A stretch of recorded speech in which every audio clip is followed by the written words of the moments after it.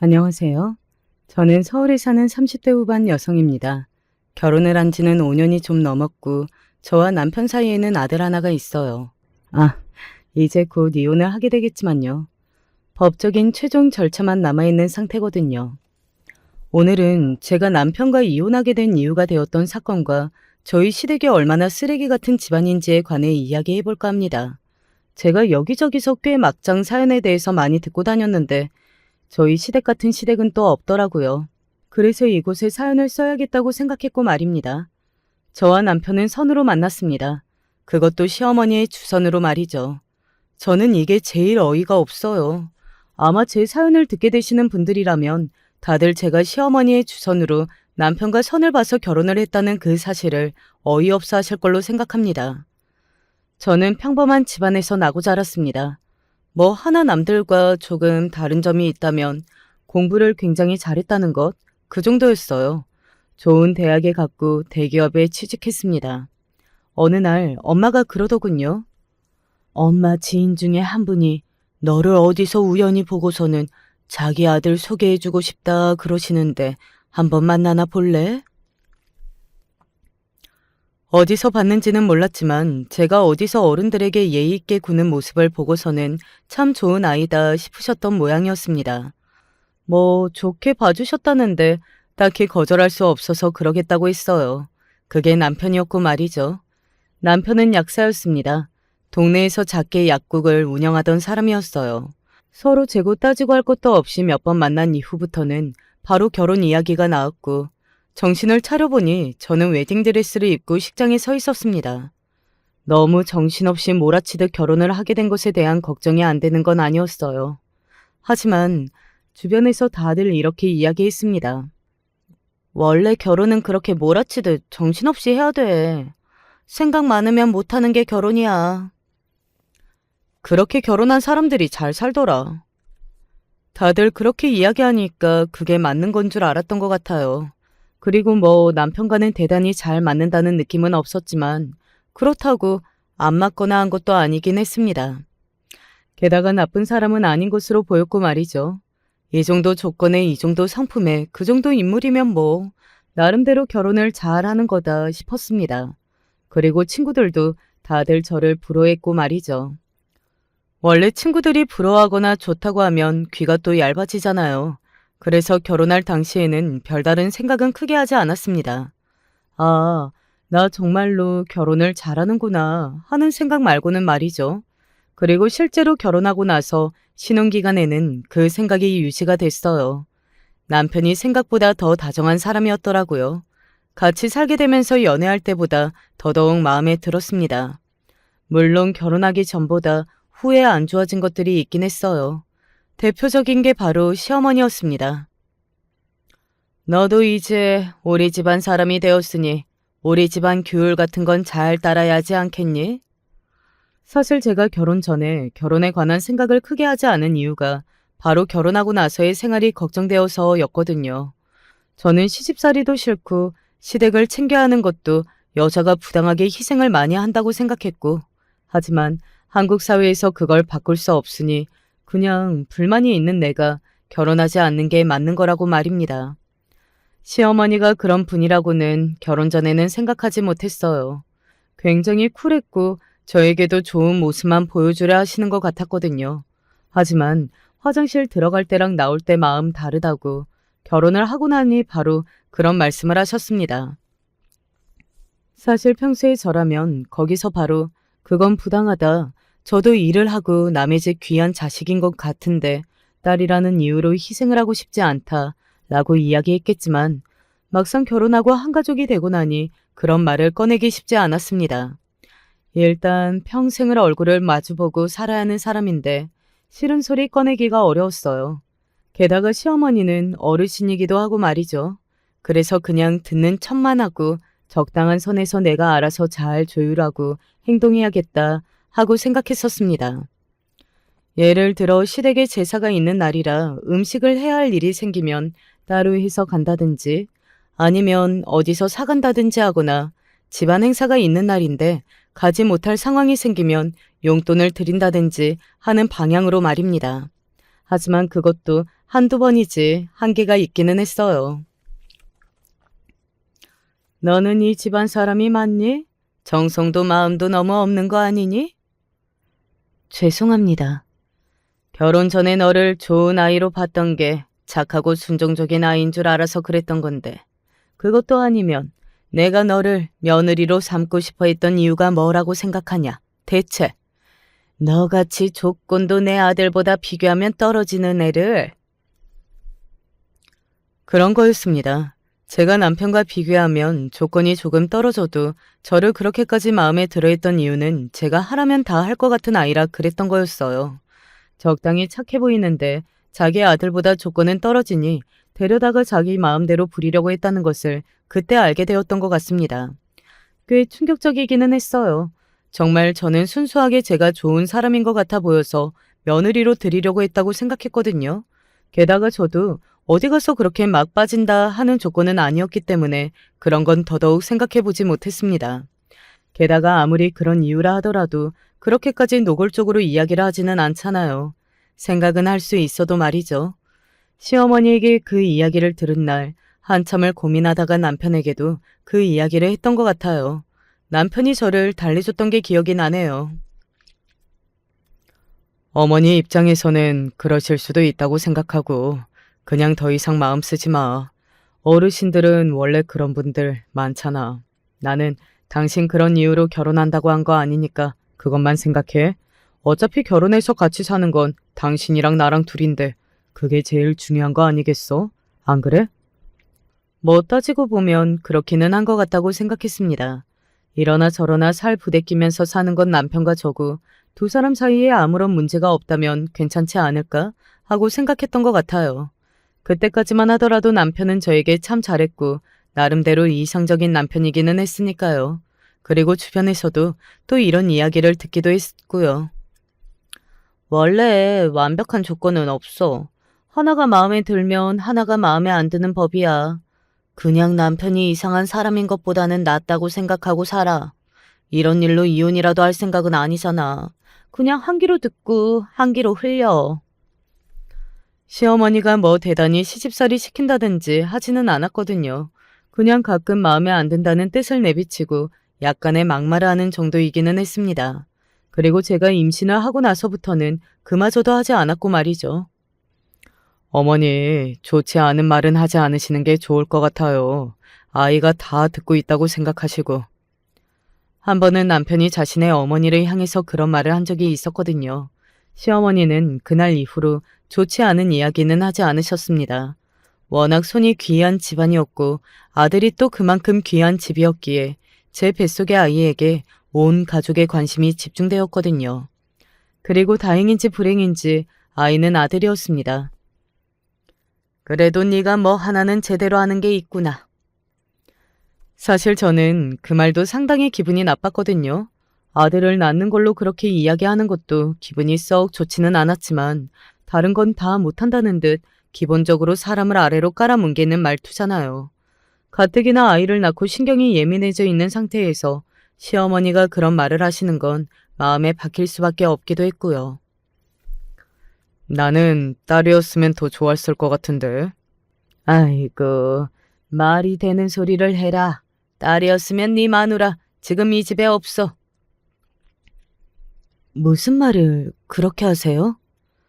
제 말에 시어머니는 헛기침을 흠흠하며 다시 아들에게 시선을 돌리긴 했습니다만 일단 이것만 봐도 알 수 있듯이 기본적으로 며느리를 같은 사람이라고 생각하지 않는 사람이었어요. 자기가 부리기 쉬운 사람, 그리고 우리 아들의 아들을 낳아줄 사람. 시어머니는 저를 그 이상도 이하로도 생각하지 않으셨습니다. 그리고 그렇게 생각하고 계신다는 걸 굳이 숨기려고 하지도 않으셨고 말이죠. 그래도 아들을 낳고 나서는 몸이 조금은 편해지긴 했어요. 물론 초반에만 말이죠. 그런데 어디서 이런 말을 듣고 와서는 육아휴직이 끝날 시점부터 저에게 엄청난 욕을 하기 시작하셨습니다. 어디서 들었는데 엄마 품에서 자란 아이랑 그렇지 않은 아이랑 정서적으로도 지능적으로도 차이가 크게 난다고 그러더라. 뭐 그거야. 말이 갈리는 부분이 많기도 하고 그런 거 생각하면 세상 여자들이 아이를 어떻게 낳겠어요. 서로 약간씩 감수하면서 사는 거지. 내 손주가 왜 그런 걸 감수해야 하니? 순간적으로 저는 시어머니가 무슨 말씀을 하시는 건가 싶어서 시어머니를 빤히 바라봤습니다. 시어머니는 그런 저의 태도가 마음에 들지 않는다는 듯 한숨을 크게 쉬더니 이렇게 이야기했어요. 지금 생각해도 정말 기가 막히고 어이가 없네요. 회사 그만두거라. 집에서 애 키워. 네 남편이 돈을 못 버는 것도 아니고 게다가 우리 집에서도 지원해 줄 수 있으니까. 그런 말이 나올 줄은 몰랐던지라 저는 그냥 시어머니를 빤히 쳐다만 보고 있었습니다. 시어머니는 계속해서 말을 이어가셨어요. 너같이 호사를 누리는 여자는 세상 천지에 또 어디 있다니. 가만히 집에서 애만 키우고 싶은 거 세상 모든 여자가 꿈꾸는 거 아니니? 그런데 다들 돈 걱정해서 못하는 거 나나 네 남편이 해주겠다고 할 때 그냥 순순히 그만둬. 저는 회사를 돈 때문에만 다니는 건 아니었거든요. 뭐 그 이유가 아예 없는 건 아니었지만 사람이라는 건 각자의 성향이 있는 거잖아요. 집에 있는 게 적성에 맞고 그걸 더 좋아하는 사람이 있는 반면 집에만 있으면 답답하고 병이 나는 사람이 있기도 한 거고 말이죠. 저 같은 경우에는 후자였습니다. 저는 집에서 혼자 있으면 우울해지고 병이 나는 사람이었거든요. 밖에서 사람들을 만나서 교류하고 또 함께 일을 하면서 성취감 같은 것을 느끼는 게 삶의 원동력이 되는 사람이었거든요. 그래서 저는 그 이야기를 시어머니에게 했습니다. 저는 단순히 돈을 벌기 위해서 일을 하는 게 아니라 제가 하고 싶어서 하는 건데요. 저한테도 이루고자 하는 목표가 있고요.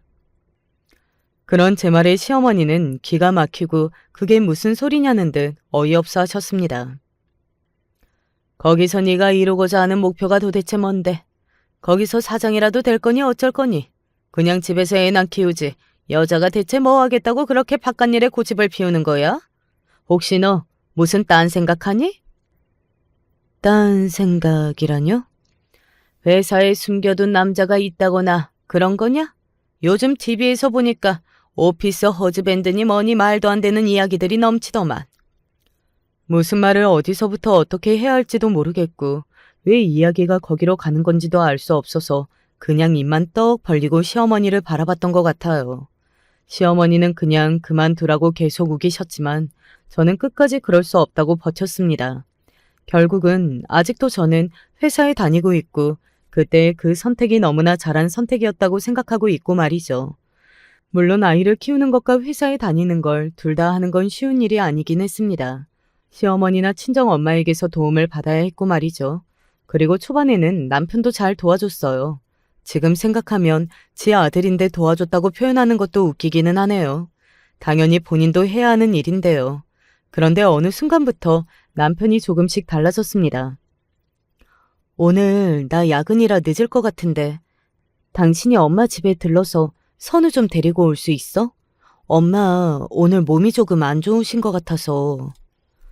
나도 오늘 약속 있어. 중요한 약속 아니면 미루면 안 돼? 내가 도저히 뺄 수 없는 업무가 있어서 그래. 나는 뭐 사회생활 안 하니? 언제부터 있던 약속인데 갑자기 만나기 몇 시간 전에 어떻게 다음에 보자고 통보해? 너는 어떻게 된 애가 내 입장에선 생각을 안 하니? 왜 갑자기 소리를 지르고 그래? 중요한 약속 아니면 내 부탁 한 번쯤 들어줄 수도 있잖아.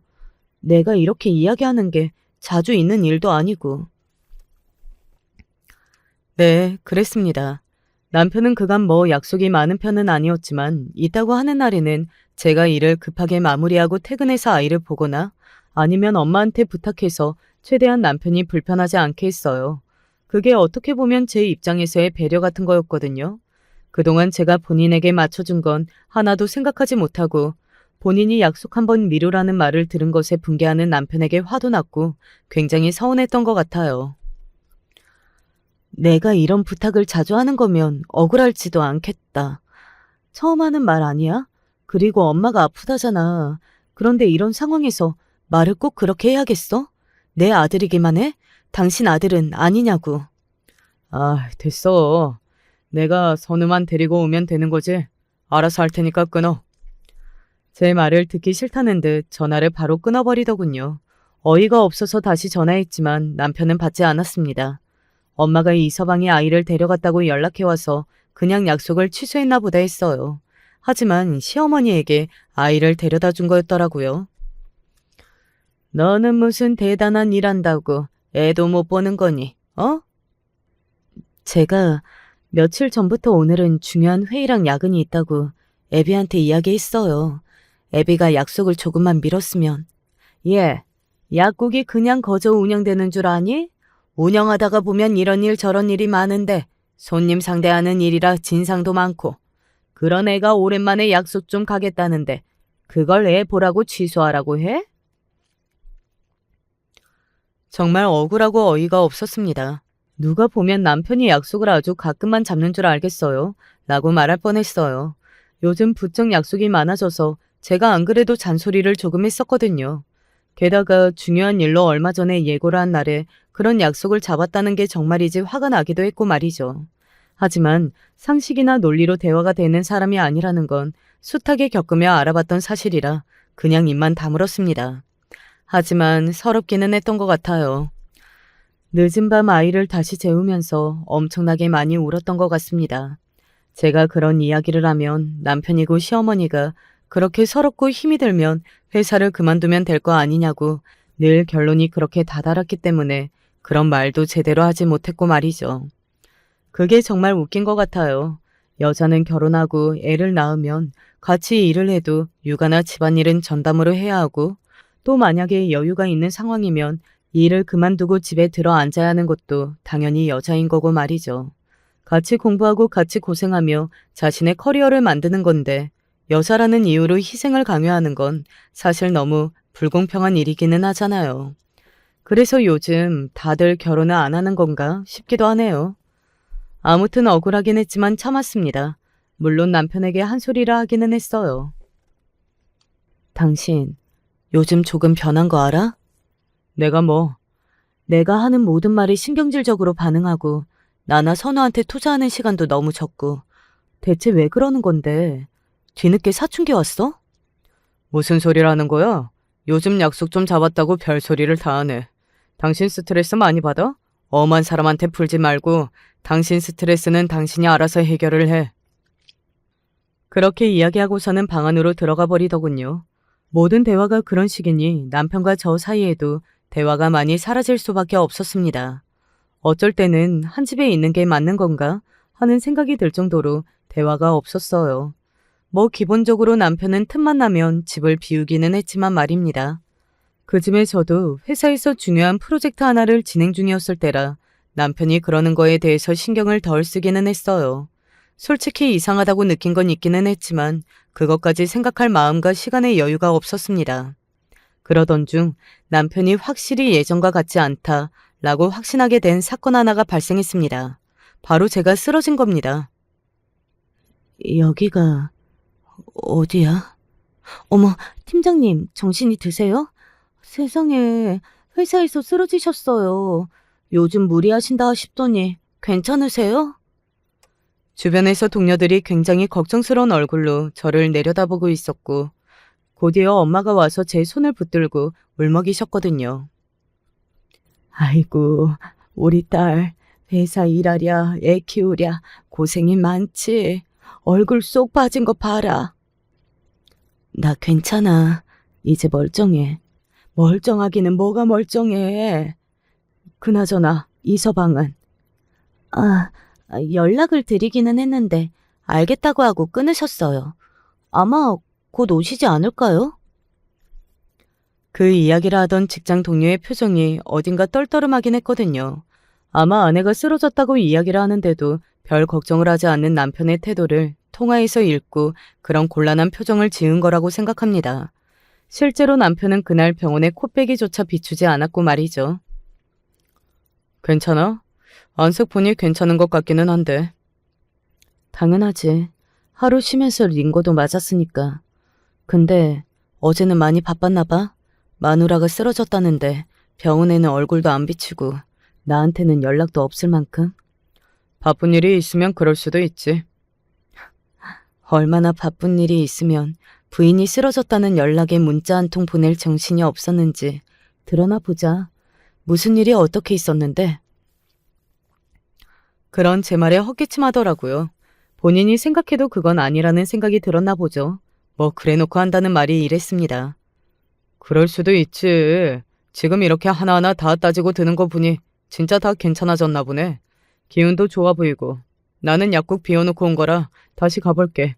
선우는 어머니가 며칠 봐주기로 하셨으니까 그런 줄 알고 나 간다. 그리고 그냥 뒤도 돌아보지 않고 병실을 나갔습니다. 저는 그날 생각했던 것 같아요. 아, 이 남자랑은 오래 같이 못 살 수도 있겠구나 하는 생각을 말입니다. 구체적이지는 않았지만 이혼을 생각하게 된 최초의 순간이지 않을까 싶네요. 태어나고 다시 정상적인 생활로 돌아갔지만 남편과 저 사이에는 미묘한 금이 가 있었습니다. 누군가 한 대 툭 치기만 해도 와장창 깨질 것 같은 그런 금 말이죠. 한 가지 다행인 점은 시어머니가 더 이상 저한테 회사를 그만두라는 등 그런 소리를 하지 않으셨다는 점이었어요. 그리고 아들과 보내는 시간을 오래 가지고 싶어 하셨습니다. 원래 손주를 이뻐는 해도 자기도 자기 생활이 있다며 아들 아이를 자주 보려고 하지는 않았었거든요. 그런데 계속 자기가 보겠다고 데리고 가더라고요. 그때는 아들이 예뻐서 저러나 아니면 10,000분의 1 확률로라도 내가 걱정돼서 그러나 하는 생각을 했던 것 같습니다. 물론 아니라는 것을 얼마 뒤에 너무 확실하게 알게 되기는 했지만 말이죠. 그렇게 남편과 제가 아슬아슬하게 금이 간 유리 같은 사이를 유지해 가던 사이 친구 하나가 이런 말을 했습니다. 나 오늘 네 남편 호텔에서 봤어. 호텔에서? 무슨 세미나 같은 거 하러 왔나 싶던데? 들으려고 들은 건 아니고 옆에 지나가다가 어떤 여자랑 이야기하는 걸 들었는데 잘은 몰라도 의료법, 약 뭐 이런 이야기인 것 같더라고. 그래서 일 때문에 누구 만나는가 보다 하고 인사 안 했어. 그런 이야기 들은 거 없는데. 뭐 남편과 제가 요즘 대화가 없어지기는 했지만 그래도 기본적인 이야기는 주고받는 편이었는데 그런 이야기는 전혀 없었거든요. 그리고 여자랑 친근하게 대화를 나누고 있었다는 이야기도 꽤 거슬렸습니다. 원래 친한 동료 중에 여자가 없고 친구 중에도 여자가 없거든요. 게다가 뭔가 이상한 직감 같은 게 들었던 것 같아요. 그래서는 안 된다는 걸 잘 알고 있지만 남편이 잘 때 몰래 휴대폰을 뒤져봤습니다. 딱히 나오는 게 없었어요. 그런데 어떤 번호 하나가 굉장히 거슬렸습니다. 박철용. 뭐 이런 굉장히 촌스러운 이름으로 저장된 이름과 통화를 무척이나 많이 했더라고요. 그리고 그 번호로 카톡을 주고받은 흔적이 정말 짧게 있었는데 이런 내용이었습니다. 밥은? 먹었어? 어디야? 약국이지. 어딘가 묘하게 다정하고 일상을 공유하는 느낌 뭔지 아실까요? 일반적으로 밥은? 이라고 묻는 거나 어디야? 라고 묻는 건 굉장히 자연스럽게 서로의 일상에 침투해 있어야 나올 수 있는 질문이라고 생각하거든요. 그리고 남자 이름으로 저장되어 있는데 남편의 말투가 마치 여자에게 말을 하는 것처럼 다정하다는 느낌을 받기도 했고요. 그래서 일단은 그 번호를 일단 적어뒀습니다. 그래야 할 것 같은 기분이 들기도 했고 말이죠. 그리고 다음날 그 번호의 주인을 좀 알아봐 달라고 의뢰를 했어요. 그런 건 정말 빨리 되더라고요. 그리고 그 번호의 주인이 여자라는 것을 알게 되었습니다. 그것만으로도 알 수 있었어요. 사실 그보다 확실한 정황이 어디 있겠어요. 둘이 함께 사랑을 주고받은 카톡이나 행위를 눈으로 확인한 건 아니었지만 그렇게 여자 이름을 다른 이름으로 저장해둔 것, 그 자체만으로 그냥 다 설명이 끝나는 거잖아요.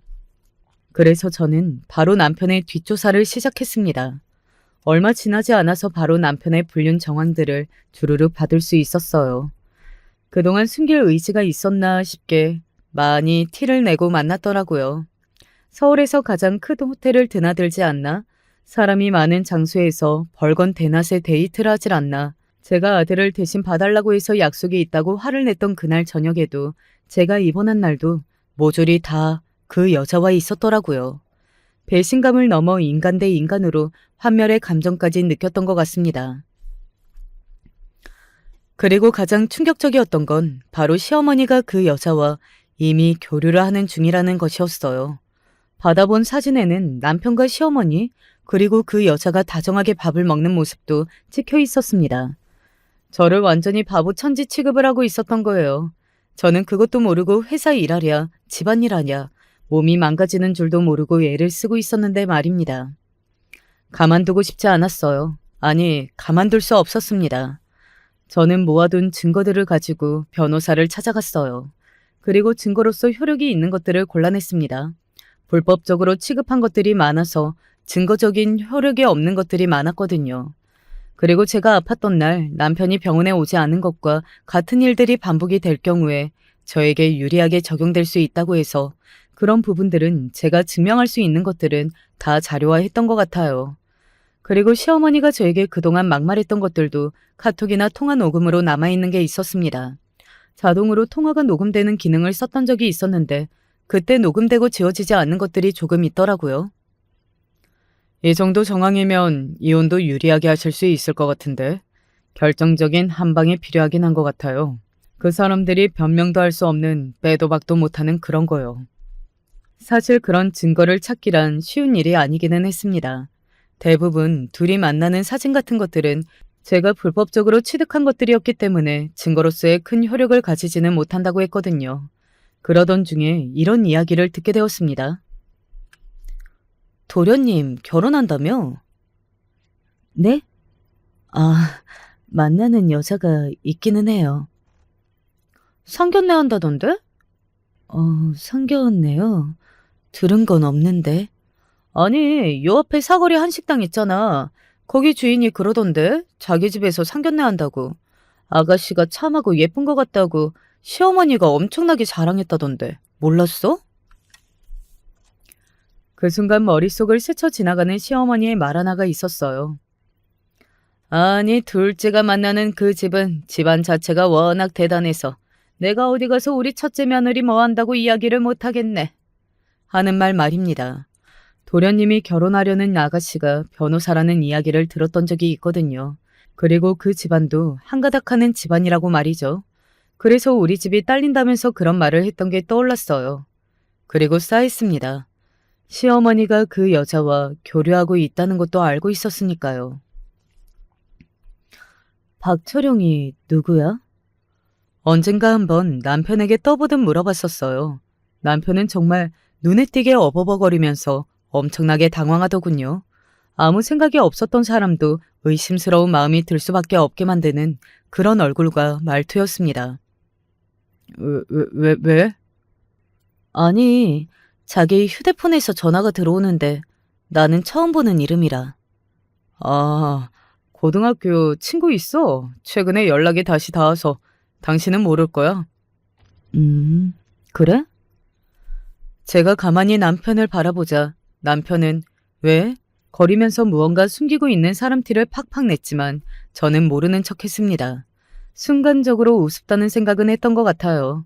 저렇게 다 티가 나는 사람이 그간 어떻게 잘 숨겨왔는지 그 노력이 가상하다는 생각도 들었고 말이죠. 도련님은 결혼 언제 하신대? 그건 또 왜? 이번에도 남편이 상당히 당황해서 되묻더군요. 의심이 확신이 되는 순간이었습니다. 그 상견례는 저에게 일부러 말하지 않고 있다는 것을 말이죠. 그리고 그 이유도 알 것 같더군요. 저는 손이 떨려오는 기분이 들었지만 애써 아무렇지 않은 척 고개를 으쓱했습니다. 뭘 그렇게 놀라? 그냥 나는 궁금해서 물어본 거지. 오늘 친구 만났는데 그 친구 도련님이 결혼한다고 해서 오래 만난 여자친구도 있으니까. 놀란 게 아니라 그냥 나도 뭐 있나 몰라서 놀란 거야. 혹시나 헤어진 것 같은 소식 들었나 해서. 잘 만나고 있겠지. 그러니까 아무런 말도 없는 거고. 원래 무소식이 희소식이라는 말도 있잖아.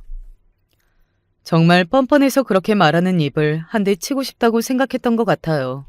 진짜 사람을 향해 사리를 느낀다는 게 이런 감정인가 싶은 생각도 들더라고요. 저는 남편에게 이렇게 이야기했습니다. 나 다음 주 주말에 지방 가. 지방? 왜? 남편의 얼굴이 순식간에 환해졌어요. 그날은 도련님이 상견례를 하는 날이었습니다. 그래서 일부러 그렇게 거짓말을 한 거였어요. 안심하라고 말이죠. 친구 결혼식. 아직도 결혼 안 한 친구가 있었어? 내 친구 중에 마지막으로 하는 애야. 안 하기로 선언한 애 말고도. 그래, 잘 다녀와. 선우는 그러면 장모님이 보시는 건가? 이번 주 주말에는 엄마도 약속이 있다고 했던 것 같은데. 엄마가 봐주신대. 남편이 어딘가 기분 좋은 얼굴로 고개를 끄덕이는 걸 보고서는 정말 이를 악물고 참아야만 했습니다. 당장이라도 쌍욕을 하면서 그 얼굴을 갈겨버리고 싶은 심정을 말이죠. 그리고 대망의 그날이 왔어요. 바로 도련님의 상견례 날이자 제가 짐작한 대로라면 그 자리에서 제가 아닌 상간녀를 소개해주는 그날 말입니다. 솔직히 가는 내내 마지막의 마지막까지 그 직감만은 틀리기를 바랐던 것 같아요. 이혼할 때 하더라도 이건 너무 비인간적이고 사람으로서 저를 너무 무시하는 행동이고 그리고 너무 서러운 일이잖아요. 무엇보다 그래도 몇 년을 같이 가족이라고 믿고 산 사람들이 그런 행동을 한다고 생각하면 저에게도 타격이 클 것 같았거든요.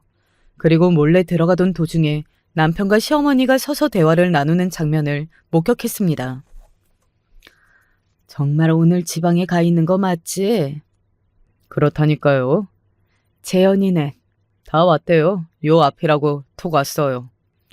며느리가 의사라고 소개할 수 있어서 그래도 면이 서겠구나. 얼마나 다행이니 그래. 이제야 제대로 다 돌아가고 있는 거야. 네 동생 식 올리기 전에는 이혼 가능한 거지? 그럼요. 걔도 지금 저한테 정 많이 떨어졌어요. 당장 내일이라도 이혼하자고 말라와도 이상한 게 아닐걸요? 절대 다른 걸로 책 잡히면 안 되고 최대한 위자료 적게 줘야 하니까. 알지? 네, 그럼요. 그리고 양육권도 무조건 가지고 와야 한다.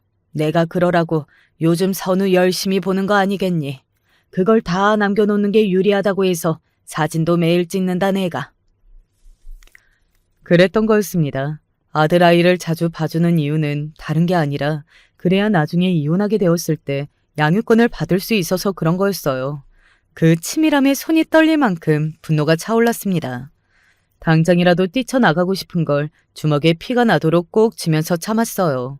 완전히 증거도 남겨야 했고 또 제가 원하는 바는 따로 있기도 했으니까요.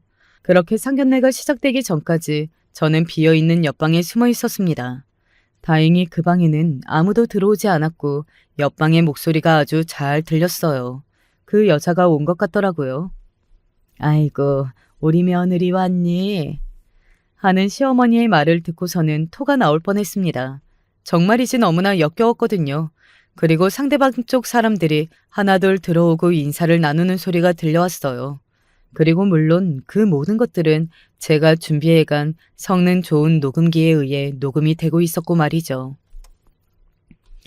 여기는 제 며느리입니다. 지금 대학병원 산부인과에서 일하고 있어요. 어머, 의사이시구나. 동서 둘이서 변호사의 의사에 아주 좋네요. 그러게나 말입니다. 하하호호 그 웃음소리들을 듣는데 처량하게 혼자 옆방에 숨어서 그들의 대화 내용을 듣고 있는 제가 너무 불쌍하다는 생각이 들었습니다. 그리고 정말 많이 화가 났어요. 그래서 벌떡 일어났습니다. 이제 가장 중요한 정황 증거는 다 녹음되었다고 생각했고 그 다음 제 두 번째 목표를 실행해야 했으니까요. 옆방에서 나와서 그 방문 앞에 섰어요. 그러고는 심호흡을 크게 했습니다. 숨을 내쉬는 그 짧은 순간에 정말 수천 가지의 생각을 했던 것 같아요. 하지만 그 방문 고리를 잡는 순간 그런 생각들이 싹 다 잊혀지고 오로지 한 생각만 들었던 것 같습니다. 내가 오늘 이 결혼 파투를 내고 만다 하는 생각 말입니다. 그러고는 문고리를 돌려서 그 방 안으로 들어갔어요. 여기서 다들 뭐 하시는 거예요? 그러고는 다짜고짜 그렇게 말했습니다. 그 순간 그 방에 있던 모든 이의 시선이 저에게로 향했어요. 도련님의 여자친구와 그 집안 사람들은 전혀 영문을 모르겠다는 얼굴로 저를 쳐다봤고 시어머니와 시아버지 그리고 남편과 도련님은 저를 바라보자마자 얼굴이 허옇게 질렸습니다. 그리고 그 여자도 굉장히 당황한 얼굴을 한 걸로 봐서는 아마 제 얼굴을 알고는 있었던 것 같아요. 그건 나중에 한 생각이지만요. 네가 어떻게 여기... 제일 먼저 입을 연 건 다름 아닌 시어머니였습니다. 남편은 입도 열지 못하고 완전히 허옇게 질린 얼굴로 뻐끔거리고만 있었어요. 그 얼굴에 당장이라도 앞에 있는 저 국을 쏟아붓고만 싶다는 생각을 했던 것 같네요. 제가 어떻게 여기 있는 건 중요한 게 아니고요. 다들 지금 여기서 뭐 하시는 거냐고 물었잖아요. 제가 소리를 버럭하고 질렀고 도련님과 남편이 움찔하고 떠는 게 보였습니다. 그리고 도련님 여자친구의 엄마가 처음으로 저에게 질문을 했어요. 누구세요? 이 집 큰며느리요. 그리고 저의 그 대답에 도련님의 여자친구와 그의 가족이 입을 쩍 하고 벌어섰습니다. 그들로서는 얼마나 놀라고 황당하고 어이없는 일이겠어요. 방금 그 집 큰며느리라고 앉아있는 여자를 소개받았는데 다른 여자가 상견례 문을 열고 들어와서는 자신이 큰며느리라고 하는 이 상황이 말입니다. 아니, 이게 무슨... 오빠, 이게 무슨 소리야? 그게... 무슨 소리긴 무슨 소리예요. 내가 이 집 큰며느리라는 소리죠. 안 그래요? 도련님? 저 아직 이혼도 안 했고 저 인간이 바람 났다는 것도 안지 며칠도 안 됐는데 보아하니 가족들은 다들 알고 있었나 보네. 형수님, 그게 아니라요. 아니, 멀쩡한 형수 두고 형 내연녀를 형수라 소개하는 걸 두고 본 도련님도 진짜 웃기긴 하다. 이거 어디 가서 떠들고 다니면 볼만하겠어요. 그쵸? 이보다 더 큰 콩가루 집안이 또 어딨겠어요? 그때였습니다. 남편이 벌떡 일어났어요. 나가서 이야기해. 뭘 나가서 이야기해. 네가 바람난 거? 바람난 상간녀가 의사라서 멀쩡한 마누라 두고 동생 상견례장에 상간녀를 부인이라고 소개한 거? 뭘 이야기하는데? 제가 그렇게 소리를 버럭 지르니 남편이 저를 잡아 끌더라고요. 내 몸에서 손 떼라. 너 자꾸 이러면 나 경찰에 신고한다. 여기 경찰까지 들이닥치는 꼴 보고 싶지 않으면 당장 손 떼 개자식아.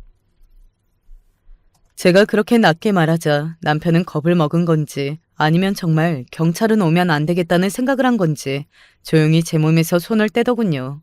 저는 그런 남편을 빤히 노려보다가 시어머니를 향해서 말했습니다. 여자는 집에서 조용히 내조만 해야 한다고 회사 그만두라고 그렇게 닥달하시고 며느리가 쓰러져도 병원 한 번을 안 오시던 양반이 여기서 다른 여자를 며느리라고 소개하고 계시네요. 나 정말 웃기지도 않아서. 너 지금 여기가 어디라고? 어디니까 제가 지금 이러는 거잖아요. 그러면 이런 꼴을 당하고도 얌전히 앉아서 차분하고 이성 갖춰서 이야기해요? 어머님은 그렇게 저한테 막말을 하시면서? 시아버지가 킁킁거리며 고개를 숙였습니다. 아마 본인은 부끄럽기도 하고 이 상황이 싫기도 하고 뭐 그랬을 거예요. 제가 가만히 시아버지를 바라보자 제 시선이 버거웠는지 그저 눈을 돌리기만 하더라고요. 그리고 그런 태도들을 보고 도련님의 여자친구 집안은 이 모든 상황을 파악 끝낸 듯 보였습니다. 그리고 저의 말이 진짜라는 것도 말이죠. 세상에, 뭐 이런 집안이. 아니, 사돈. 시어머니는 그제야 큰일 났다 싶었는지 서둘러 말했어요. 하지만 이미 상황은 끝난 듯 보였습니다. 이런 집안이랑 결혼을 하게 될 뻔했다니. 어머머 세상에. 하늘이 도왔다고 생각하고 일어날세 그만. 도련님 여자친구의 아버지가 단호한 얼굴로 그렇게 이야기하고서는 자리에서 일어났습니다. 그리고 도련님 여자친구의 어머니가 따라 일어서며 시어머니를 향해 이렇게 이야기했어요. 아무리 조건이 좋아도 이런 콩가루 집안에는 저는 절대 우리 딸 못 보내니까 이 결혼은 없던 걸로 합시다. 그리고 혹시나 우리 집안이랑 사돈 될 뻔했다는 이야기 어디 가서 하고 다니지 마세요. 부끄러우니까요. 그렇게 이야기하고서는 자기 딸의 손목을 잡아 끌고서는 그곳을 나갔습니다. 도련님의 여자친구도 꽤 충격을 받은 건지 멍한 얼굴로 힘없이 자신의 엄마 손에 끌려가더군요. 그 표정은 지금 떠올려도 조금 미안한 감정이 들기는 해요. 친구들은 제가 사람 하나 살린 거라고 이야기들을 하지만 말입니다. 너 미쳤니? 동네 사람들한테 다 물어볼까요? 오늘 일 이야기해주면서 누구더러 미쳤다고 하는지. 내가 여기서 그만할 것 같으신가 봐요? 제 그 말에 시어머니는 다시 움찔하며 아무 말 없이 저를 노려봤고 남편의 내연녀는 조용히 자리에서 일어섰습니다. 저는 그 남편의 내연녀를 보고 이렇게 말했어요. 오란다고 오는 당신도 제정신 아닌 거 알죠? 그 상간녀는 아무 말을 하지 않고 가만히 저를 노려보더군요. 그 노려보는 게 너무 어이가 없었어요. 지가 뭘 잘했다고 말입니다. 그런 그녀를 향해 제가 말했습니다. 곧 그쪽한테도 소송장 날아갈 거예요. 상간녀 위자료 청구 소송장. 제 그 말에 그 여자의 안색이 새하얗게 질리는 것을 볼 수 있었습니다. 그런 짓을 하면서도 저한테 이런 일을 당할 거라는 걸 생각을 못했다는 게 제일 어이가 없더라고요.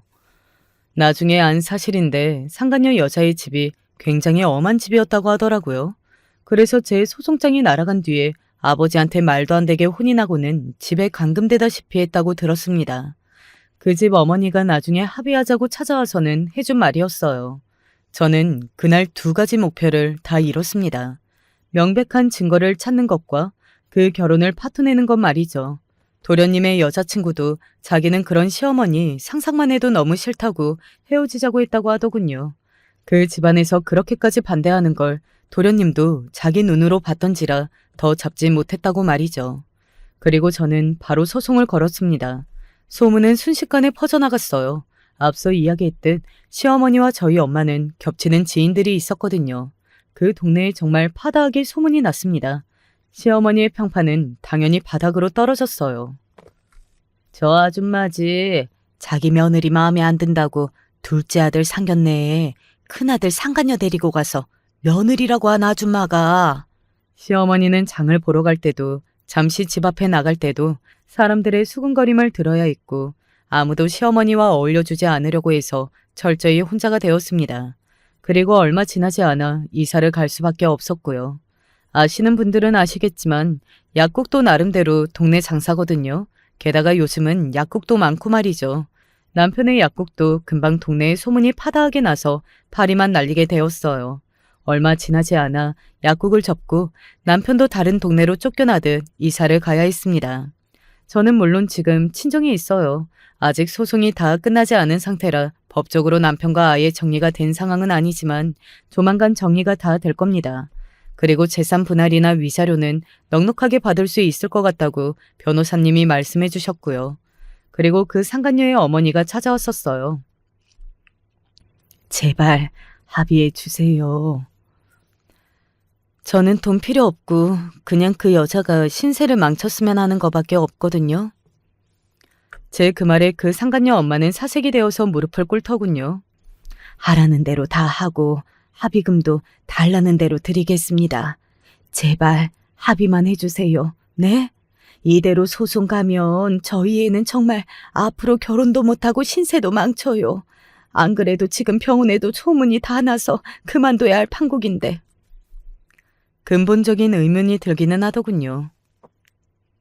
그런데 왜 직접 와서 사과를 안 해요? 아유, 그게... 굉장히 곤란한 얼굴을 하더군요. 꼴의 자존심이 상해서 나한테는 직접 사과를 못하나 보다 하는 생각에 웃음이 나왔습니다. 직접 와서 무릎 꿇으면 생각해 볼게요. 따님한테 그렇게 전하세요. 라고 말하고 헤어졌습니다. 그리고 며칠 뒤 그 상간녀에게 연락이 와서 만났어요. 죄송합니다. 내가 100번 양보하고 또 양보해서 바람이야 뭐 그럴 수 있다고 치더라도 그 자리에 나갈 생각을 어떻게 한 건지 정말 이해가 하나도 안 되거든요. 지금 와서 생각해보면 저도 제가 미쳤었나 싶어요. 그냥 아무렇지 않게 그 사람 가족들을 만나고 그랬다 보니 이성적으로 판단 능력이 떨어졌던 것 같습니다. 정말 너무 죄송합니다. 죽을 죄를 지었어요. 그 여자의 사과가 어디까지 진심인지는 모르겠다고 생각했지만 그냥 합의해줬어요. 그 집 부모가 번갈아 가면서 사과하러 왔고 그 사과는 꽤 진심이라 여겼거든요. 그리고 합의금으로 꽤 많이 받기도 했습니다. 어차피 일어난 일이고 저는 피해자니까 그냥 돈으로라도 위로를 받아야겠다 하는 생각으로 크게 질렀는데 그쪽에서 준다고 하더군요. 아무튼 그쪽 지방과는 그렇게 마무리가 되었습니다. 시댁 식구들과 남편은 경기도의 조용한 동네로 이사를 했다고 들었고 도련님은 독립해서 회사 주변에 집을 얻었다고 들었습니다. 그리고 남편도 아예 지방으로 내려간다는 이야기를 들을 수 있었어요. 친구들 사이에도 소문이 났다더군요. 원래 그런 걸 굉장히 쪽팔려 하는 인간이라 아예 자기를 모르는 사람들만 있는 곳으로 가서 새롭게 시작하고 싶은가 보다 했던 것 같아요. 그러든가 말든가 이제 곧 남남이 될 사이인데 별 상관없지만 말입니다. 그리고 저는 동네의 유명 인사가 되었습니다. 지나가는 사람마다 저를 알아보고는 말을 걸어왔어요. 힘내세요. 그런 쓰레기 같은 놈은 금방 잊어버려요. 라고 말이죠. 처음에는 사람들의 관심이 부담스럽기도 하고 마치 재밌어하는 것 같아서 기분이 살짝 상한 적도 있는데 그들은 재밌어하면서 여기저기 이야기를 퍼뜨리는 게 저한테 나쁠 게 없더라고요. 시댁 식구들이나 남편만 죽을 맛이지 말입니다. 그래서 더 하라고 내버려 뒀어요. 여기 이곳에 사연을 보내는 것도 더 많은 사람이 떠들어줬으면 하는 마음에서 보내는 거기도 하고 말입니다. 이야기가 너무 길어졌네요. 오늘 제 사연은 여기까지입니다. 어떻게 들으셨을라나 모르겠네요. 세상에는 저런 인간들도 있네 하고 들어주시고 많이들 여기저기 이야기해주세요. 그랬으면 하는 마음에 사연을 보내는 거니까 말이죠. 아직은 상처가 되는 일이긴 하지만 시간이 약이라는 말을 저도 언젠가 할 수 있게 되리라 생각합니다. 마지막까지 제 이야기 들어주셔서 감사합니다. 언제 어디서나 행복하시고 건강하세요. 안녕하세요.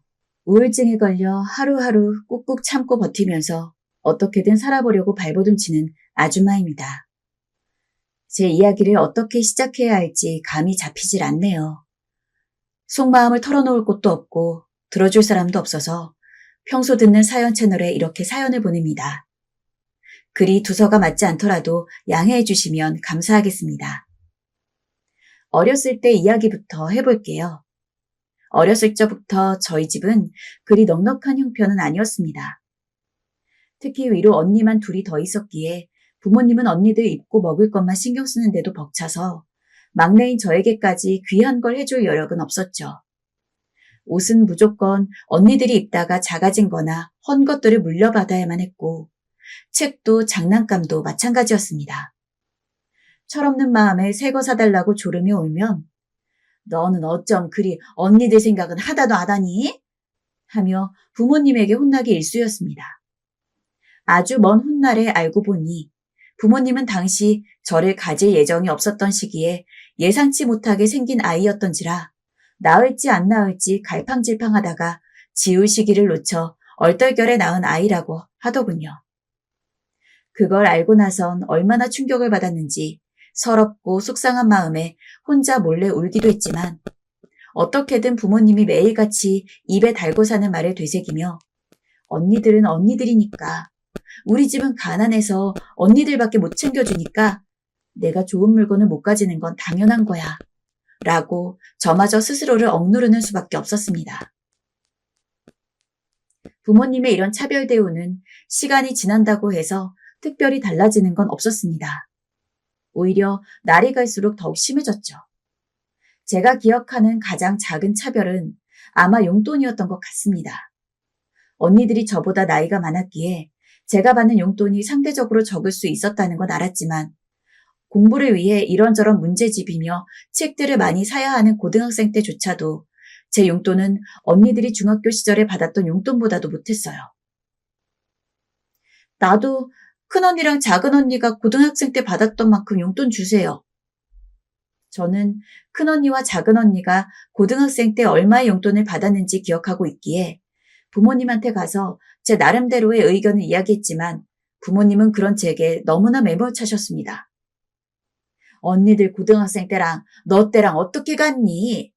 언니들은 이제 대학생이니까 더 많은 용돈이 필요한데 너한테까지 어떻게 돈을 줘? 엄마, 언니들은 대학생이니까 용돈 정도는 스스로 벌라고 해요. 지금은 저한테 돈이 더 필요한 시기잖아요. 욕심도 많기는. 그만해라, 그만해. 저희 부모님은 제가 무슨 말로 설득하려 해도 절대 안 된다고 일관하고는 오히려 제가 욕심이 많다며 나무라기까지 했어요. 이 일만이 아니었습니다. 제일 서러웠던 건 생일날이었어요.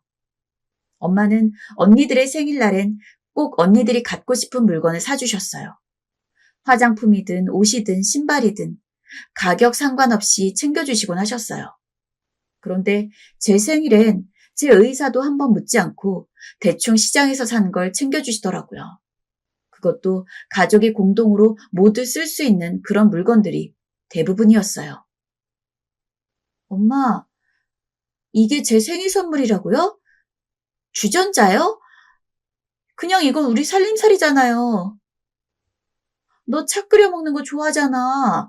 그리고 같이 쓰면 뭐 어떠니? 엄마, 그게 아니고요. 같이 쓰는 게 싫은 게 아니라 언니는 이번 연도에 메이커 신발 선물해 받았잖아요. 근데 왜 나한테는 한 번을 뭐 갖고 싶냐고 묻질 않아요? 얘 막내야. 너는 뭐 그리 불만이 많은 거니? 문제집 사줘, 책가방 사줘. 필요한 건 죄다 사주는데 무슨 생일 선물까지 받아야 하는 거야? 선물을 받으며 제가 투정을 부리면 받은 거에 고마워해라. 넌 동생이니 이런 거 받아도 된다는 식으로 말하셨는데 어린 마음엔 그런 엄마의 무심함과 무관심이 너무도 상처였습니다. 그래서 엄마가 보지 않을 때 그런 문제집 같은 생일 선물을 찢어버리곤 하기도 했죠. 거기다 언니들도 한성격했습니다. 제가 엄마와 아빠에게 요구를 하고 있으면 제 편을 들어주지는 못할 망정 그걸 부모에게 대든다고 생각했는지 저를 호되게 혼내곤 했죠. 야, 엄마 아빠가 얼마나 힘들게 일하시는데 꼭 네 밥그릇부터 먼저 챙겨야겠어? 너 아주 이기적이고 못돼 처먹었구나. 언니들이 널 그렇게 가르쳤니? 만약 제가 어리지 않았다면 진작 이런 집이랑은 연 끊고 살아야지 라며 극단적으로 나갔거나 최소한 가족으로서의 정을 나누려고 애쓰지는 않았을 텐데 타고나기를 미련해서인지 그러지 못했습니다. 억울하고 슬프더라도 결국 다 정당하고 마땅한 이유가 있어서 그럴 거라고 생각하고는 다시 이런 일이 없었던 척 평소처럼 살 수밖에 없었습니다. 하지만 성인이 되고 나서 분별력이 생기고 판단력이 분명해지자 부모님께 제가 당했던 차별 아닌 차별들이 주마등처럼 스쳐 지나가면서 그게 사실은 부당했다는 사실을 깨달았습니다. 그리고 오히려 조금은 마음에 무거운 짐을 놓을 수 있게 되었습니다. 물론 지금껏 지내왔던 것 같은 관계는 유지하겠지만 적어도 어떻게든 가족들과 더 친밀해지고자 아등바등하려는 마음의 짐은 덜어내자고 다짐했으니까요. 그래서 그 길로 저는 집을 나와 독립을 했습니다. 얼마 되지도 않는 용돈 일부와 성인이 되자마자 시작한 알바를 통해 번 돈을 모아놓은 것들을 이용해 작은 방을 잡았습니다. 저에게 들어가는 돈을 아까워하는 부모님이 저 잘 살라고 집 같은 걸 해줄 일은 없을 거라고 확신했기에 그런 이야기는 꺼내지도 않고 그냥 부모님께 통보했을 뿐이었어요. 저 독립할 거예요. 방은 알아서 잡았으니 걱정하지 않아도 돼요. 라고요. 저희 부모님도 그저 고개를 끄덕일 뿐 약간은 무관심하다 싶을 정도로 제 독립에 크게 신경 쓰지 않았어요. 그 이후로 부모님과는 그냥 명절이나 특별한 날에만 연락 정도만 주고받고 저는 저 살아나가기 바빴습니다. 대학도 못 가 배운 것도 얼마 없었지만 어떻게든 월급 제대로 주는 회사에 들어가고자 수십 수백 군데 이력서를 넣었고 어쩌다 운 좋게 면접까지 가게 되면 정말 죽기 살기로 이 회사의 뼈를 불태우겠다는 일념으로 면접관들을 대했습니다. 다행히도 그런 노력을 좋게 봐주었는지 저는 구직활동 한 반년 만에 작은 중소기업의 사무보조로 일을 다니게 되었죠. 배운 게 짧다 보니 일은 어려웠지만 매일 야근을 불사하며 뭐라도 배우려고 노력을 했고 선배들이 하는 걸 눈대중으로라도 보고 익히려고 했습니다. 그렇게 하다 보니 생각보다 빠르게 회사 일에 익숙해질 수 있었어요. 선배들도 그런 제 노력을 인정해 주었고 저도 더 열심히 회사에 보탬이 되고자 했죠. 특히 당시 한 직급이 상사였던 남편은 제가 막히는 부분이 있을 때마다 여러모로 많은 도움을 주었습니다. 유경 씨, 이 부분은 이 표 보고 처리하면 쉬워요. 아, 감사합니다. 아무래도 여쭤보려고 했는데. 언제든 물어봐요. 불편하지 않으니까. 말투가 무뚝뚝한 편이긴 했지만 행동을 보면 어쩐지 마음은 굉장히 따뜻한 사람 같았어요. 저 말고도 일처리에 서툰 직원들이 있으면 자기가 아는 것들을 이것저것 알려줄 정도로 착한 사람이었죠. 남자친구는커녕 그냥 친한 이성 친구도 없었던 제게 남편은 거의 유일하게 친절을 베푼 남자였고 어린 마음에 그런 남자에게 작은 마음을 품게 되기까지는 그리 오래 걸리지 않았습니다. 다만 제가 미처 예상하지 못했던 게 있다면 그저 후에 퇴사를 하고 남편이 잊혀질 때까지 저 혼자만의 짝사랑으로 끝나는 것이 아니라 생각보다 얼마 지나지 않아서 쌍방향으로 마음이 통했다는 점일까요? 나중에 사귀고 나서 들은 건데 남편은 처음부터 제가 마음에 들었다고 합니다. 하지만 여자를 사귀어 본 경험이 얼마 없었고 이렇게까지 첫눈에 마음에 드는 사람을 만나본 적이 없어서 대체 어떻게 해야 친해질 수 있을지 고민하다가 일부러 제 근처에 알짱거리며 일을 알려줬다고 하더라고요. 다른 직원들이 일을 알려준 건 저만 알려주면 너무 티가 날까봐 일부러 그런 거였답니다. 저희는 결혼을 결심하기까지도 그리 오래 걸리지 않았습니다. 프로포즈는 크게 로맨틱하지 않았지만 상관없었어요. 거한 프로포즈를 바라지도 않았고 그것보다 소박하게 우리 둘만의 약속 같은 프로포즈를 원한다고 말했으니까요. 또 처음으로 사귄 남자와 결혼까지 하여 부부로 살 수 있다는 것 자체가 좋았으니까요. 엄마, 아빠, 저 결혼할 사람 데려갈게요. 오랜만에 안부를 전하는 전화에서 저는 부모님께 남편을 데려간다고 이야기했고 부모님은 그래, 여자는 얼른 남편 만나서 집에서 살림하며 살아야지 라며 무척이나 좋아하셨습니다. 실제로 대면했을 때도 마찬가지였죠.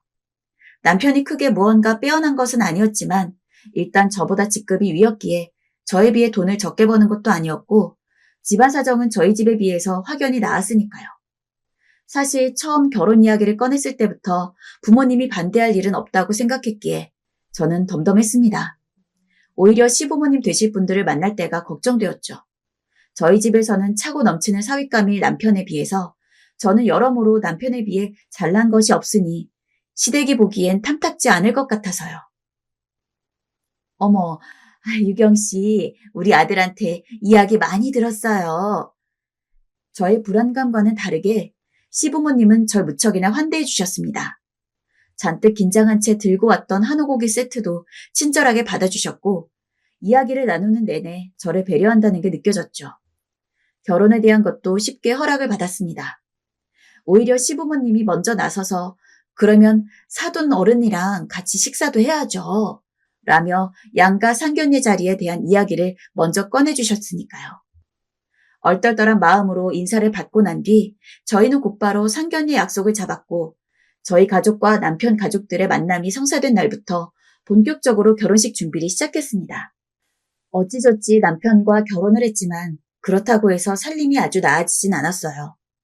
남편네가 저희보다 사정이 낮긴 했지만 그럼에도 불구하고 저희가 편하게 살 수 있도록 지원을 해주는 것은 불가능한 형편이었고 저희 집은 더 말할 것도 없었죠. 하지만 괜찮았습니다. 어차피 저희 부모님이든 시부모님이든 다른 사람의 도움을 받아서 살 생각도 없었으니까요. 여보, 우리 열심히 살자.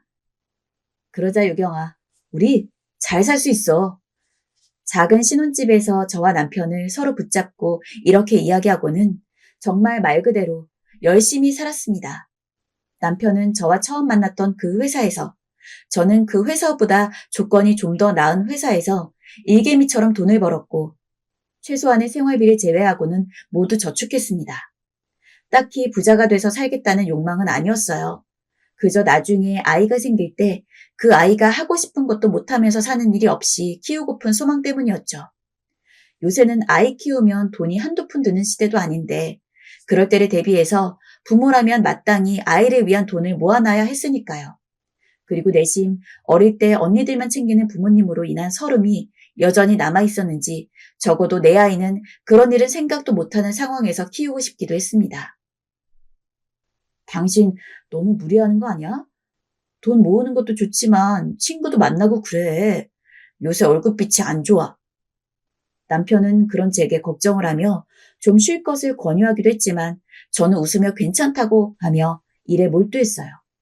솔직히 미래를 대비하는 것이라고 생각하며 일을 해서 그런지 힘든 것도 느끼지 못했습니다. 어떻게 보면 조금 강박에 가까운 느낌도 있긴 했지만 남편과의 사이도 나쁘지 않고 온전히 일에 몰두할 수 있는 시간이 있었기에 한 살이라도 저 젊을 때 할 수 있는 만큼 일을 하자고 생각하며 평일 야근도 불사했고 가끔은 주말에도 일에 매달렸습니다. 회사 일이 아니더라도 투잡으로 할 수 있는 일이 생기면 무조건 했죠. 예를 들어 저 같은 경우엔 글솜씨가 좋아 독후감이나 자소서 첨삭해주는 아르바이트를 하며 짬짬이 돈을 모았습니다. 제일 행복한 순간은 월급날이었고 제가 모아놓은 돈을 확인하는 순간이었죠. 나날이 늘어나는 돈을 보니 마음이 그리 안정될 수가 없더라고요. 그렇게 한 2년을 열심히 살았을 즈음 저희에게 드디어 아이가 찾아왔죠. 사실 아이 계획은 결혼 1년 때부터 남편과 이야기를 했습니다. 하지만 제가 스트레스가 많아서 그랬는지 뭐 때문인지 몰라도 생각보다 아이가 잘 들어서지 않았죠. 저는 당연히 초조했습니다. 아이가 오지 않는 게 제 탓이면 어쩌나 싶어서 걱정도 많았습니다. 그러나 남편이 아이가 오는 것도 때가 있다며 저를 다독여 주었고 그런 남편의 위로를 통해 조금이나마 마음을 편히 먹었고 정말 다행히도 2년이 넘어가기 전에 아들이 생긴 거죠. 아이가 들어서고도 한 2개월 정도까지는 일을 했지만 애도 생겼는데 무슨 회사야. 아이를 위해서라도 좀 쉬어. 당신 쉰다고 해서 무슨 일 안 생겨. 라며 강경하게 제 퇴사를 권유하는 남편 덕에 일도 그만두고 아들이 태어날 때까지 집에서 요양 아닌 요양을 했습니다. 물론 아들이 태어나고 나서도 일을 하기는 힘들었습니다. 남편이 바깥에서 돈을 벌어오는 동안 저는 아이를 봐야 했으니까요. 하지만 그렇다고 해서 영영 집안일만 할 생각은 없었습니다. 아이가 조금만 더 커서 어린이집을 다닐 수 있는 나이만 된다면 그 시간 동안만이라도 짧게 일을 해서 조금이라도 집안 살림에 보태려고 생각했죠.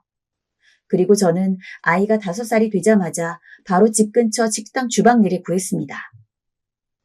여보, 태성이 어린이집 가 있는 동안 식당에서 일 좀 하려고. 안 힘들겠어? 차라리 그때 좀 쉬는 게 나을 것 같은데. 당신도 일하는데 나 혼자 집에 있기 미안해서. 그냥 비는 시간에 일하는 거니까 그렇게 안 힘들 거야. 남편한테는 미리 아들이 어린이집 가면 일할 거라고 여러 번 이야기해둬서 그런지 쉽게 넘어갔죠. 그렇게 열심히 식기를 닦으며 식당 일에 몰두했습니다. 사실 설거지를 많이 해본 적은 없었고 늘 앉아서 일하는 회사와는 달리 주방 일은 퇴근 때까지 서서 해야 했던지라 다리가 아팠지만 어쨌든 그렇게라도 돈을 벌 수 있다는 것이 좋아서 집 가면 부종으로 퉁퉁 부은 종아리를 두드리면서도 나름대로 행복했습니다.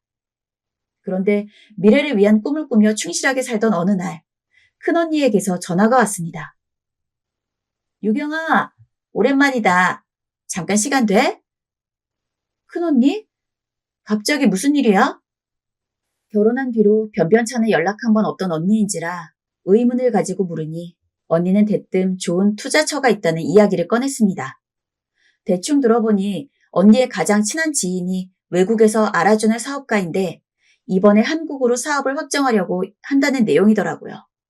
그러면서 회사 지분을 나눠 가질 투자자들을 모집하고 있는데 큰언니가 힘들게 사는 제가 생각나서 일부러 저에게 알려주려고 전화를 했다고 했습니다. 내 친구가 진짜 잘 나가는 애라 사업 규모도 장난 아니어서 어지간한 돈을 받지도 않는데 너는 내 동생이니까 특별히 투자 금액이 적어도 받아들여 주겠대. 어때? 실제로 큰언니는 이전에 친구가 해외에서 일을 할 때 투자금을 대줬고 사업이 대박난 뒤로 몇 배 이상 돌려받았다고 하더라고요. 그 이야기를 들으니 순간 솔깃했습니다. 비록 큰언니와 연락을 별로 하지 않고 지냈다곤 해도 설마 피가 이어진 혈육인데 굳이 없는 이야기를 지어낼 거라고는 생각도 하지 못했습니다. 그래서 저는 일단 언니를 만나 자세한 얘기를 더 들어보기로 했죠. 언니와 저는 청담동에 있는 레스토랑에서 만났습니다.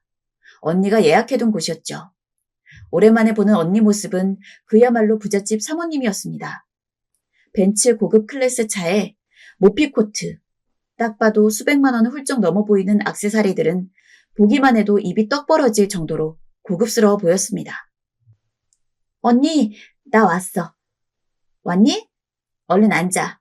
춥지? 여기 정 셰프랑 아는 사이라서 특별히 여기로 예약 잡았어. 와인 한잔 할까? 그래.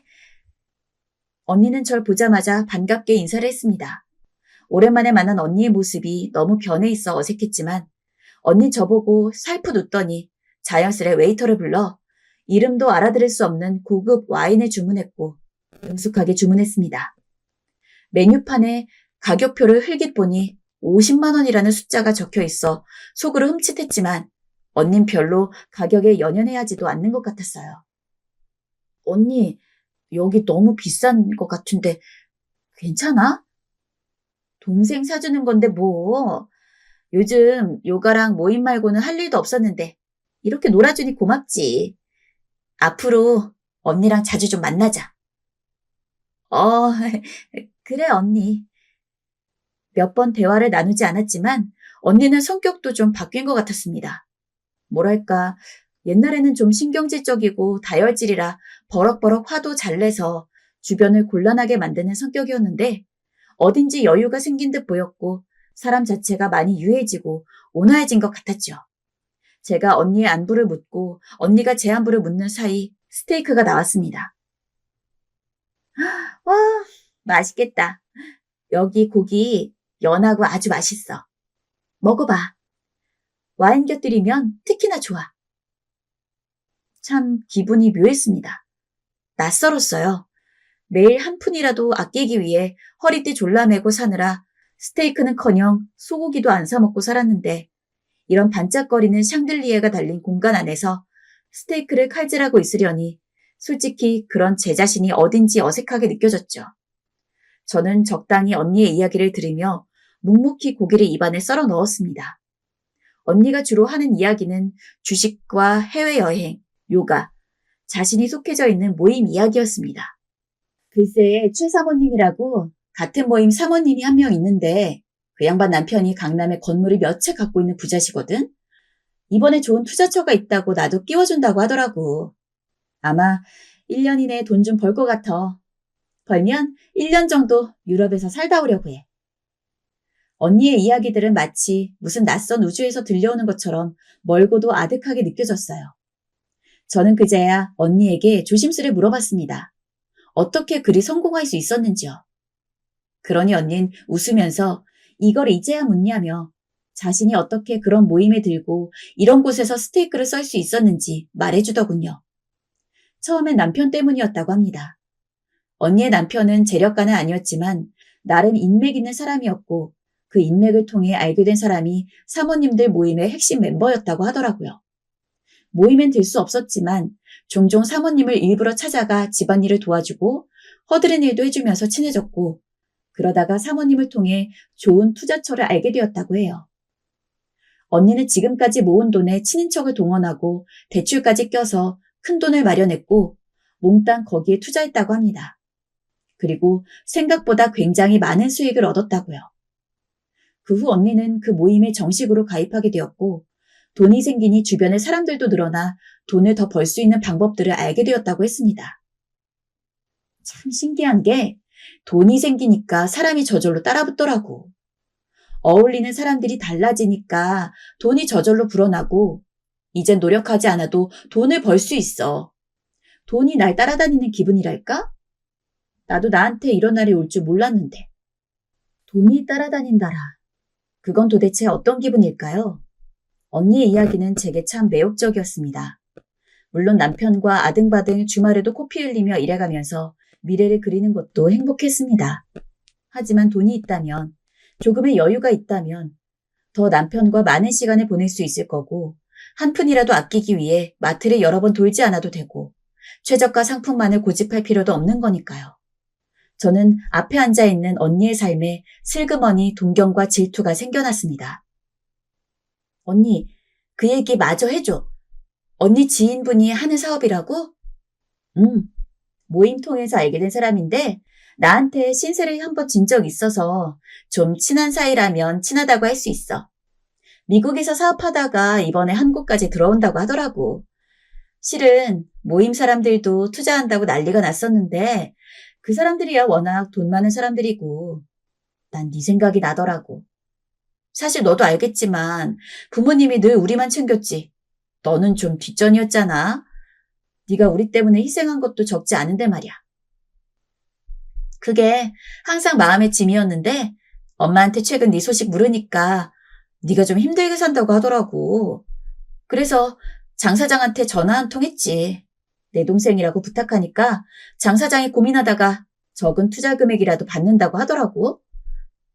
그리고 언닌 내 손을 잡으며 최대한 돈을 많이 끌어모아야 한다고 강조했습니다.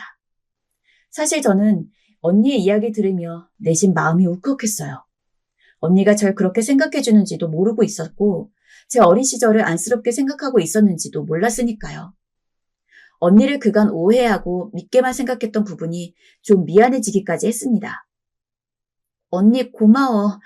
내가 최대한 많이 끌어모아볼게. 전 언니를 만나고 난 후 일주일간 최대한 돈을 모아 몽땅 털어서 언니에게 전해줬습니다. 돈은 언제 받을 수 있는 거야? 내가 물어보니까 한 3개월 뒤에 투자금 전액 돌려받고 매년 말에 꼬박꼬박 투자금에 따른 이자를 받는다더라. 일단 투자금 회수하는 날 내가 너한테 다시 연락 줄게.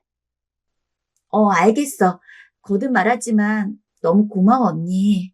내가 돈 들어오면 언니한테 큰 선물 할게. 이 은혜는 꼭 갚을 거야. 은혜는 무슨, 가족이니 당연히 챙기는 거지. 저는 그날부터 하루하루 날짜까지 세어가며 3개월이 되기를 기다렸습니다. 이제 열심히 일하지 않아도 돈이 들어온다고 생각하니 설레기까지 했고 얼굴엔 웃음마저 돌았습니다. 남편이 무슨 일 있냐며 의아해하며 물어도 그저 그럴 일이 있다고만 하고 티를 내지 않았습니다. 남편을 깜짝 놀라게 해줄 계획이었거든요. 그런데 인생의 파란은 이때부터 시작이 되더군요. 연락을 준다던 언니는 3개월 하고도 보름이 지날 때까지 전화를 주지 않았습니다. 처음엔 조금 사정이 있어서 늦어지는 거겠지 싶었지만 문자 하나 남기지 않을 것까지는 없지 않나 싶어서 전전긍긍하다가 결국 4개월이 다 되어갈 때 언니에게 전화를 걸었습니다. 하지만 들려온 음성은 너무나 충격적이었어요. 지금 거신 번호는 없는 번호이니 다시 확인하고 걸어주세요. 당황스러운 마음에 저는 부모님과 작은 언니에게도 전화했지만 둘 다 얼마 전부터 큰언니와 연락이 안 됐다는 이야기만 했습니다. 몇 주를 더 전화기만 붙잡고 어떻게든 큰언니와 연락하려 했으나 되지 않았고 그때서야 저는 인정했습니다. 큰언니가 제 돈을 들고 도망갔고 투자라는 것도 아마 다 거짓말이었을 거라는 걸요. 게다가 문제는 그뿐만이 아니었습니다. 큰언니는 저 말고도 다른 사람들에게까지 투자 이야기를 하며 돈을 뜯었던 모양이더라고요. 근데 그 과정에서 제 전화번호까지 팔았나 봅니다. 그 뒤부턴 온갖 사람들에게 다 전화가 와서는 일명 돈 내놔라 라는 전화를 수없이 많이 받았습니다. 너도 자매니까 공범이지? 내 돈 얼른 내놔. 안 내놓으면 내가 뭔 짓 할 줄 몰라? 죄송하지만 저도 피해자예요. 저도 제 돈을 다 잃었다고요. 말이 돼? 거짓말 늘어놓지 말고 니네 언니 있는 곳이나 불러. 불라고. 사람들은 저도 피해자라는 걸 쉽사리 믿지 않았습니다. 이야기했지만 믿지 않고 무작정 돈을 내놓으라며 생떼를 부리는 사람들이 반이 넘었죠. 협박 아닌 협박을 하는데 정말 손이 덜덜 떨릴 정도로 무섭고 전화벨이 울릴 때마다 심장이 하루에도 몇 번씩 덜컹덜컹 내려앉았습니다. 더군다나 가장 큰 문제는 저희 남편이었어요. 남편한테는 큰언니에게 투자 명목으로 돈을 줬다는 이야기를 안 했기 때문에 이런 내용을 말할 수도 없었습니다. 집까지 찾아온다며 저에게 협박을 가하는 사람도 있었기에 저는 아들의 초등학교 입학을 핑계로 남편과 함께 다른 지역으로 이사까지 갔죠. 하지만 여전히 끊임없이 오는 전화에 저는 결국 혼자서 대응하는 것을 포기하고 남편에게 모든 것을 실토하기로 했습니다. 미안해. 미안해, 여보. 다 내 잘못이야. 언니가 큰 돈을 벌 수 있다고 하길래 그래서 그만 우리 모은 돈이랑 대출까지 껴서 줘버렸어. 미안해. 당신 미쳤어? 그 돈이 어떤 돈인데? 아무리 가족이라도 그렇지. 나한테 상의도 없이 그런 일을 저지르면 어떡해? 역시나 남편은 불같이 화를 냈습니다. 그리고 자기 나름대로 제 큰언니와 어떻게든 연락해보려 했으나 정말 잠적한 게 맞다는 확신을 받은 뒤로는 저와 이야기도 하려고 하지 않았죠. 그 뒤부터 저희 부부 사이는 급격하게 틀어졌습니다. 저는 어떻게든 남편과 이야기를 하려고 했지만 남편이 저와 이야기하는 것을 거부했죠. 남편은 처음에 저와 이혼을 하고 싶어 했습니다. 이미 신뢰가 깨진 사람이랑 어떻게 결혼 생활을 이어가? 여보, 한 번만. 우리 태성이도 있잖아. 태성이 아빠 없는 자식으로 키우고 싶지 않아. 다 내 잘못이고 내가 죄인이야. 그래도 태성이는 아무 잘못 없잖아. 남편도 자식에 대한 애정은 컸던 터라 끝내 이혼을 물고 늘어지진 않았습니다. 하지만 남편은 그 뒤 집에 잘 들어오지 않고 바깥으로 나돌았고 저는 점점 더 괴로워졌습니다. 스스로를 자책하면서도 뻔뻔하게 남편에 대한 원망도 샘솟았죠. 지금 생각하면 당시 저는 정상이 아니었던 것 같습니다. 그나마 바로 이혼하지 않았던 것은 아이가 있기 때문이었습니다. 적어도 애가 성인이 될 때까지는 부모라는 울타리가 있어야 한다고 생각했고 남편 역시 암묵적으로 그 부분에 대해서는 동의를 했다고 생각합니다. 실제로 저희는 아이가 성인이 되자마자 이혼을 했으니까요. 저는 이혼을 하고 싶지 않았지만 남편의 의지가 강경했습니다. 남편과 이혼한 뒤 저는 친정과도 혼자 연을 끊었습니다. 가족으로부터 전화가 오지도 않았기에 어렵지도 않았죠. 그리고 그 기간 동안 우울증으로 꾸준히 약을 먹으며 버텨왔습니다. 우울증이란 게 참 무섭더군요. 제 마음이 제 마음 같지 않았습니다. 조금 괜찮은 것 같다가도 금세 친언니에 대한 원망, 그리고 어릴 적 날 제대로 돌봐주지 않았던 부모님의 원망까지 한도 끝도 없이 끌려나와 목이 쉴 만큼 울다가 해가 뜨고 나서야 잠드는 날들이 많았습니다. 사실 잠에 들기도 버거워 반드시 소주 한 병을 먹어야 잠에 들 수가 있었고 술김에도 잊혀지지 않는 큰언니의 얼굴을 떠올리면 정말 분노로 몸이 떨려왔습니다. 하지만 그럼에도 모든 게 내 탓이란 생각이 강했습니다. 내가 믿지 않았다면, 그런 허영심만 품지 않았다면 쉽게 돈 벌려는 생각이 모든 걸 다 망친 것 같았어요. 왜 내가 그런 어리석은 선택을 했는지 후회하고 또 후회할 뿐이었습니다. 인생을 돌이킬 수 있다면 정말 그때로 돌이키고 싶었어요. 그렇게 우울과 원망으로 고생한 시간이 무려 10년이었습니다. 상담을 받고 약을 먹으며 어떻게든 저 스스로를 이겨내려고 노력한 끝에 예전만큼은 아니지만 조금 정상적으로 살아갈 수 있었습니다. 조금씩 몸을 움직이며 종종 바람을 쐬기 위해 주변 공원도 다녔죠. 그러던 중 정말 오랜만에 TV를 켰습니다. 왜인지는 모르겠습니다. 뭔가 웃긴 예능 프로그램이 보고 싶었던 것 같기도 하고 밥을 먹는데 적적해서 TV 소리라도 들어야겠다는 생각이 들었던 것 같기도 하고 이유는 기억나지 않아요.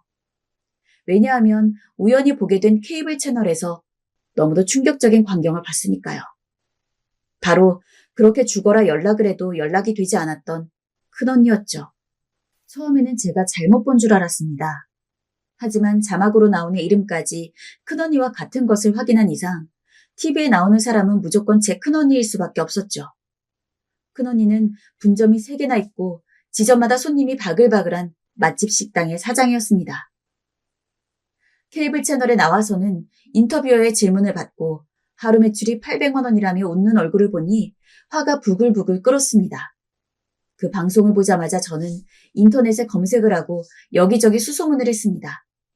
보통 그런 맛집 소개 방송은 공개적으로 식당 이름을 안 알려주지만 방송을 본 다른 사람들이 자기 집 근처라면서 상호명을 인터넷에 올리는 일들이 있었기 때문에 저 역시 그걸 보고 알 수 있었죠. 어찌저찌 큰언니의 가게를 찾아서 본점으로 향했는데 저는 그 안에서 놀라운 광경을 목격했습니다. 바로 친정엄마와 작은언니가 앞치마를 맨 채 손님 주문을 받고 있었기 때문이에요. 엄마, 큰언니랑 연락 안 되죠? 아유, 그러게 말이다. 네 큰언니는 아직도 연락이 안 되네. 특히 부모님은 제가 남편과 이혼하고 우울증에 걸려 친정과 연을 끊기 직전까지도 전화를 하면 제가 꺼내지도 않은 큰언니 이야기를 하면서 연락이 없다, 찾아오지도 않는다 이러면서 큰언니와 못 만나고 있다는 티를 풀풀 냈기에 더욱더 배신감이 들었습니다. 저는 바로 식당 안으로 들어갔습니다. 그리고 친정엄마의 팔뚝을 쥐고 소리를 지르기 시작했습니다. 식당 손님들이 죄다 쳐다보는 게 느껴졌지만 참을 수가 없었죠. 엄마가 어떻게 이럴 수 있어?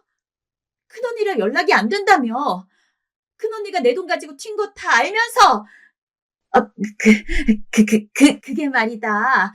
내가 연락을 못한 거는. 엄마는 말을 버벅거렸고 저는 더 화가 나 엄마의 팔뚝을 흔들며 원망을 토해냈습니다. 그런데 제가 소란을 피우자 그걸 들었는지 주방쯤 되어 보이는 곳에서 큰언니가 나왔습니다. 그러더니 저를 창고 같은 곳으로 끌고 가더니 팔짱을 끼고 되려 뻔뻔하게 굴더군요. 이미 다 끝난 상황인데 왜 이제 와서 난리야? 나 그거로 교도소까지 갔다 왔어. 그럼 다 된 거 아니야? 다 된 거 아니냐고? 난 언니 때문에 이혼까지 당했어. 내 결혼 생활이 얼마나 망가졌는지 알아? 언니가 그때 날 꼬드기지만 않았어도 나는 잘 살 수 있었다고. 그래. 미안하다 미안해. 나도 그러려고 한 게 아니었는데 상황이 급하다 보니 그랬어. 저도 신고 생각을 안 했던 건 아닙니다. 하지만 전 괜히 신고하면 돈을 못 받을까 봐 고소는 생각하지 못했죠. 그런데 언닌 정말 너무나 뻔뻔하게 미안하지도 않은 표정으로 미안하단 말을 하며 저를 더 무너지게 했습니다. 그때 투자 사기로 교도소에 다녀온 다음에 내가 너무 힘들게 사니까 엄마가 가게 하나 차려줬는데 그게 지금 대박이 난 거지. 엄마가? 제가 할 말을 잃고 있자 엄마는 쭈뼛거리며 가짜는 변명을 늘여놓았습니다. 네 언니가 너무 힘들게 살길래 어쩔 수 없었어. 언니가 힘들다고? 정말 너무한 거 아니야? 힘든 건 나였어. 보역 같은 결혼 생활 참아내고 애 키우고 우울증 약 먹는 내가 힘들었다고. 아무리 나한테 정이 없어도 내가 얼마나 힘든지 알고 있었으면서 어떻게 귀띔 한 번을 안 줄 수가 있어. 아니, 언젠가 알려주려고 했는데 시기를 못 잡은 것뿐이야. 정말 난 알려주려고 했다. 정말이야 얘. 그러니 노여움 풀고 듣고 싶지 않아. 그러자 이번엔 어느새 작은 언니가 와서는 내심 저를 힐난하며 큰언니 편을 들었습니다. 엄마는 정말 알려주려고 했어. 나도 그랬고. 근데 어차피 이혼도 한 마당에 알려주면 뭐 하나 싶고. 그래서 좀 미룬 것뿐이야. 그거 가지고 엄마한테 너무 뭐라고 하지 마. 그리고 네 돈 뜯어가긴 했지만 그래도 네 언니다. 교도소까지 살고 나왔는데 불쌍하지도 않아? 네가 큰언니 좀 이해해. 이해? 지금 이해라고 했어? 내가 피해자인데 나보고 가해자를 이해하라고? 살면서 느껴본 적이 없는 큰 서러움이 밀려와 절로 눈물이 나려고 했습니다. 배신감이 말로 표현할 수 없었어요. 제가 그 일로 이혼도 하고 얼마나 힘들게 산지 다 아는 사람들이 그렇게 구니까 정말 제가 이 사람들한테는 가족이 아니라는 생각이 들었습니다. 저는 그 자리에서 큰언니의 뺨을 거칠게 올려붙였습니다. 짝소리에 가족들 모두 놀랐지만 제 눈엔 이미 보이는 게 없었어요. 어차피 이렇게 된 거 돈 받아야겠어. 큰언니가 그때 가져갔던 돈은 물론이고 내가 그간 마음고생한 거 돌려받아야겠으니까 매달 500만 원씩 붙여. 안 그러면 나 진짜 맨날 가게 와서 깽판 치고 다 뒤엎고 언니가 친자매 돈까지 뜯어가서 사기친 악랄한 사기꾼이라는 거 다 소문낼 거니까. 그럼 이 가게 어떻게 될까? TV 방송까지 탔는데 망하는 거 순식간이겠지? 궁금하면 내가 하는지 못하는지 두고 봐. 제가 도끼 어린 눈으로 으름장을 놓자 큰언니도 작은언니도 엄마도 저를 무서워하며 한 발 뒤로 물러섰습니다.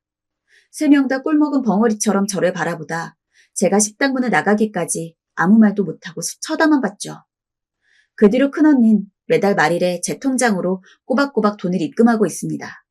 하지만 전 이제 연을 끊은 이상 가족과는 최악의 상황에 직면했고 저 스스로도 너무나 괴롭습니다. 돈을 받는 것에 대한 미안함이 드는 것은 아닙니다. 다만 제가 피해자인 것이 명확한 상황에서까지 그 누구도 제 편이 되지 않는다는 것에 새삼 충격을 받은 것이죠. 평소 돈도 많이 안 쓰는 성격이고 돈 들어갈 일도 없으니 큰언니가 보내는 돈은 차곡차곡 통장에 쌓여가고 있지만 하나도 기쁘지 않습니다. 솔직히 제 곁에 아무도 없는 것 같아 지독히 외롭고 그래서 가끔 나쁜 생각마저 드네요. 지금도 저는 잠을 자지 못하고 이 글을 쓰고 있습니다. 이 수면제를 다 털어놓고 싶다는 충동이 너무나 강하게 들어요. 도대체 제가 어떻게 해야 할까요? 뭘 해야 할지도 모르겠습니다. 지금 저에게 가장 중요한 건 돈이 아니라 사람이 아닌가 싶습니다. 사람이 정말 그립습니다. 절 아껴주고 소중히 대해주는, 적어도 절 배신하지 않는 사람이 너무나 필요합니다. 믿었던 사람들의 배신, 그리고 날 떠나는 사람들. 제가 왜 이렇게 살아야 되는 건지 이유를 모르겠습니다. 오랜만에 거울을 봤더니 사악하게 생긴 아줌마만 덩그러니 서 있더군요. 저도 행복하고 싶습니다. 행복해지고 싶습니다. 그런데 방법을 모르겠어요.